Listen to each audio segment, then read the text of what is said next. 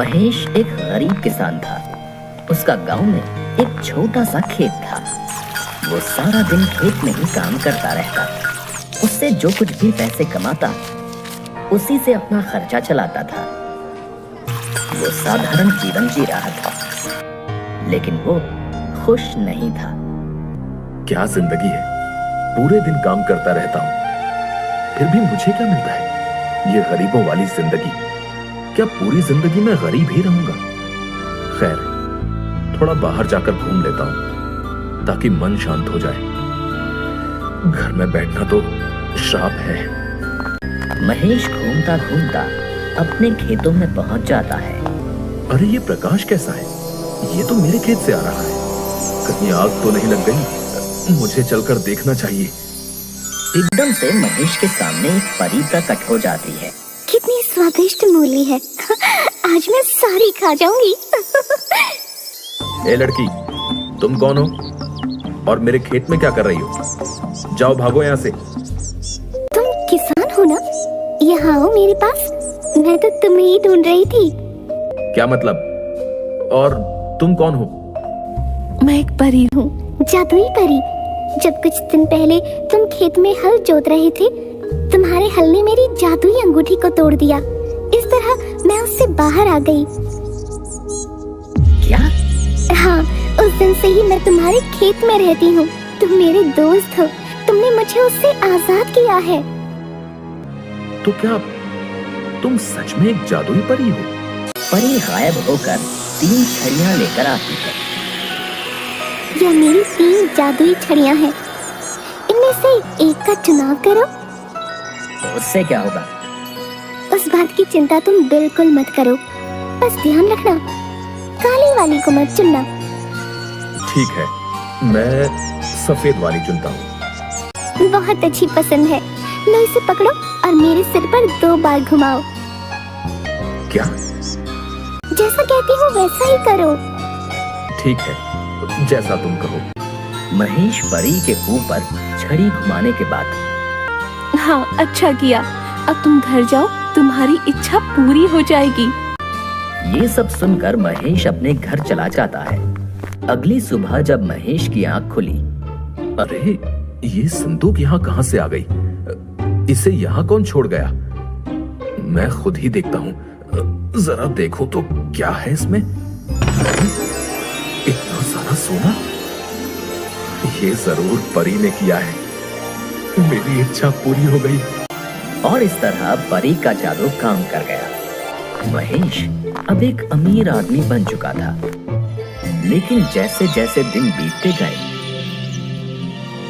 महेश को एक सवाल बहुत परेशान करने लगा।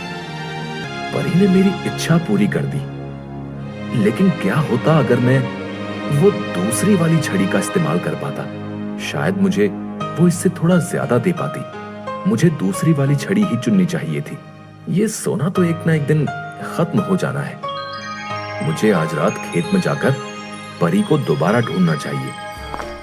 महेश रात में दोबारा अपने खेतों में जाता है परी को ढूंढने के लिए। वो रही परी, वो रही। महेश मेरे दोस्त, मुझे पता था तुम जरूर आओगे। क्या तुम्हें पता था? हाँ हाँ, पता था। बोलो तुम्हें क्या चाहिए? बहन परी, तुमने मेरी पहली इच्छा बड़ी ही आसानी से पूरी कर दी। मैंने तुम्हें सबसे कीमती चीज तुम्हारी आजादी दिलाई थी। उसके बदले में तो कुछ बड़ा मिलना चाहिए। मिलेगा। बताओ तुम्हें क्या चाहिए? मुझे दोबारा छड़ी चुनने का मौका दो। ठीक है, लेकिन ध्यान रखना, काली वाली मत चुनना। मैं इस लाल छड़ी को चुनता हूँ। बहुत बढ़िया पसंद है। अब तुम जानते हो तुम्हें क्या करना है। अब तुम घर जाओ मेरे दोस्त, तुम्हारी इच्छा सुबह पूरी हो जाएगी। वैसा ही हुआ।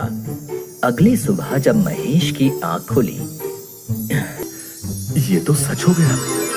वाह वाह वाह वाह, हीरे, ये तो पिछली बार से भी बहुत बढ़िया है। मैं गांव का सबसे अमीर आदमी बन चुका हूँ, या फिर पूरे देश का। और वाकई में महेश सबसे बड़ा आदमी बन चुका था। उसका घर बड़ा बन चुका था। उसके पास सबसे बढ़िया खाना और कपड़े थे। यहाँ तक कि उसने अपने घर में कर्मचारी भी रख लिए थे। काफी दिनों तक महेश मजे की जिंदगी जीता रहा। ऐसा कुछ भी नहीं था जो महेश नहीं खरीद सकता था। लेकिन एक और ख्याल उसके दिमाग को परेशान करने लगा।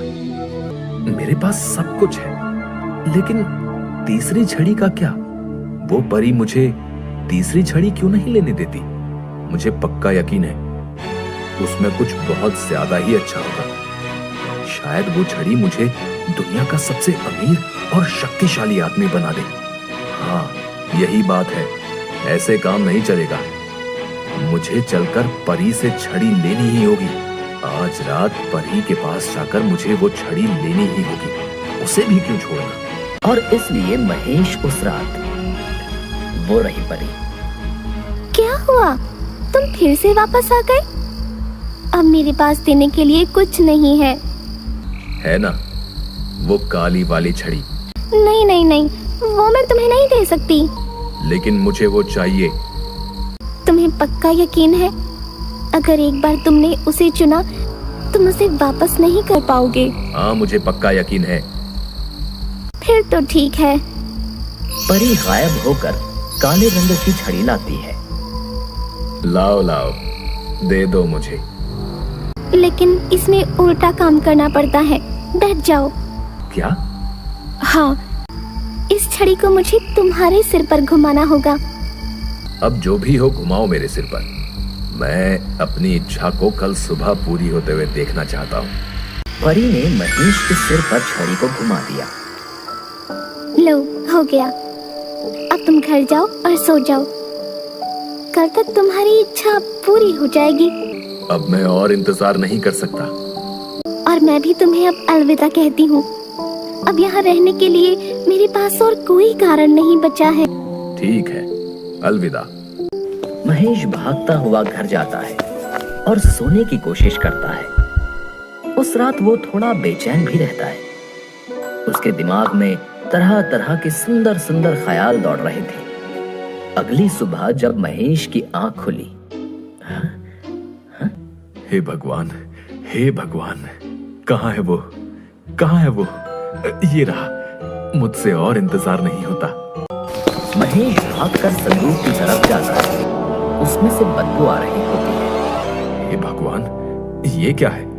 इतनी गंदी बदबू कैसी है? हो ना हो इस संदूक में तो सिर्फ कचरा भरा हुआ है। महेश के घर में संदूक खोलने के बाद सभी चीजें कचरे में परिवर्तित होने लगती हैं। नहीं नहीं, ये क्या हो रहा है? बस करो, बस करो। ये सब क्या हो रहा है? अरे नहीं नहीं, ये मैंने क्या कर दिया है? भगवान, ये मैंने क्या कर दिया? सब कुछ चला गया। मैं लुट गया।